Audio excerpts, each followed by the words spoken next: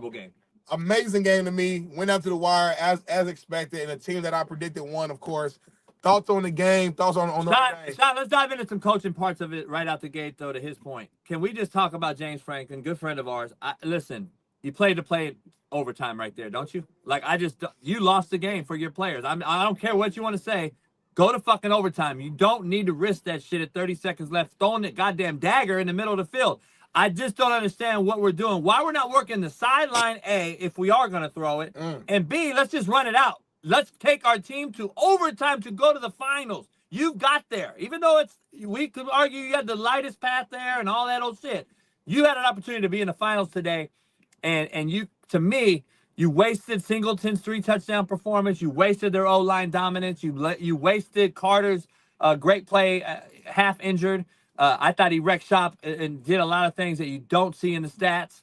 But Penn State had an opportunity to be in the finals today, and I thought James Franklin eliminated that by throwing that damn ball or allowing it to be thrown as the head coach. Play to go to overtime. Agree or disagree?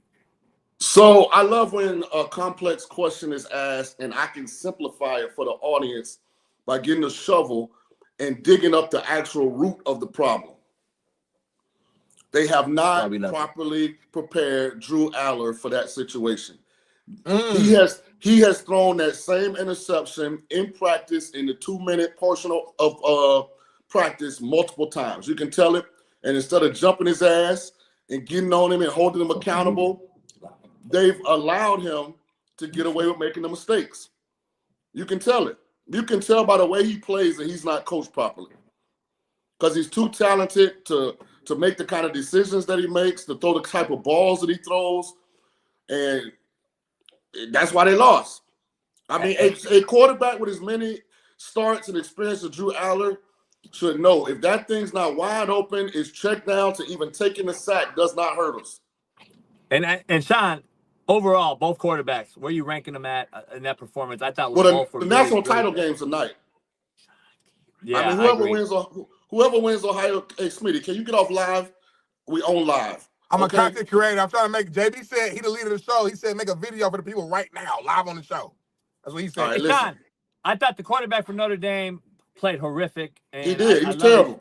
I love that he shouted out Jesus. I love Jesus Christ and all that. I love that he shouted him out afterwards. I love to be honest, I love the younger kids using God and Jesus a lot more in speeches. CJ Stroud, I think CJ is kind of the one leading that brigade, and especially in the time that we are in right now. But anyway, I thought he played horrific. Jesus didn't help him enough, and he played horrible. And then I think that Aller just did he drop in stock to you?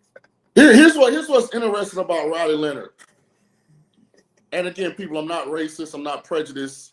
I'm just comfortable telling the truth. Yeah, tell the truth. Shit. When you have a white kid that went to Duke out of high school to play quarterback and transfers to Notre Dame. And was a hooper, too. The one thing that I would anticipate, if I'd never seen him play, is okay, he plays with composure. And smart. He has a high football IQ.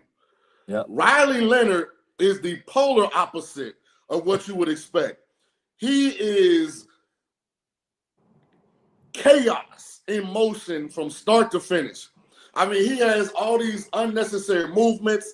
It's like his right arm ain't attached to his left. His right leg ain't attached to his left. His torso ain't attached to his head.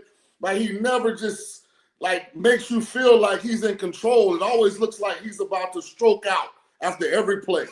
Like, it's the damnedest thing. I'm like, what am I watching? It's stroke out. It do. He look like he about to stroke out after every play, dog. It's unbelievable.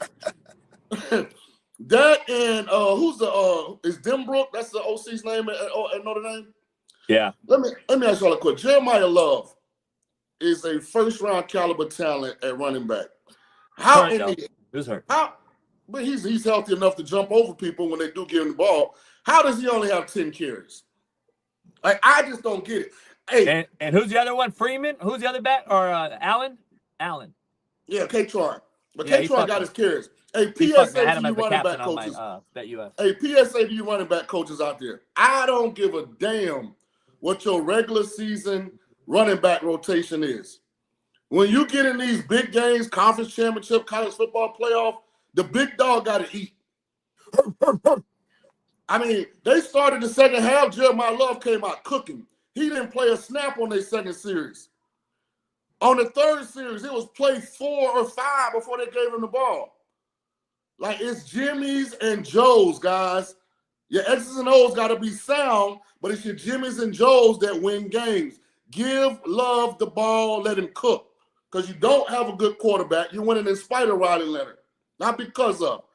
That's why I think tonight, I think tonight's a natty. Texas, Ohio State. This is the national championship. Whoever wins this. And who do you have winning? It all comes down to Quinn Ewers.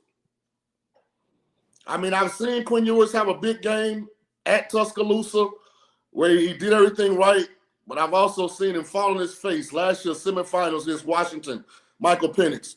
He did everything he could do to lose the damn game against Arizona State for 3 quarters. I mean, them lollipop balls with no velocity, like it makes me nervous. But Texas is the one team that's as talented as Ohio State. As a quarterback, why is Quinn Ewers so inconsistent? Because like you mentioned, we've seen him show up big and play well, stand in the pocket, make every right throw, but then we see him on the flip side look like an average quarterback. Is it a mental thing? Is it some tangible things that he's just not consistent on with footwork? And just educate me and the fans on that piece. So here's what happens. Sarkisian's a really good coach, right? Mm-hmm. But Sarkisian has a team that for most of Quinn's career is supremely talented to the competition. Texas in the Big 12 under Sark, they've had the better team by far. And so all of those little screens and gimmicky, fake jet sweep, fake reverse, throw the slow screen, man, that stuff for most of Quinn's career wins them games. Yeah. Then all of a sudden Quinn gets in a situation where, that little gimmick stuff ain't working and he's got to drive the whole throw. Or he's got a guy not running wide open on the post. He's got to throw it with arc and pace and ball location. He's not used to doing that. And we'll see.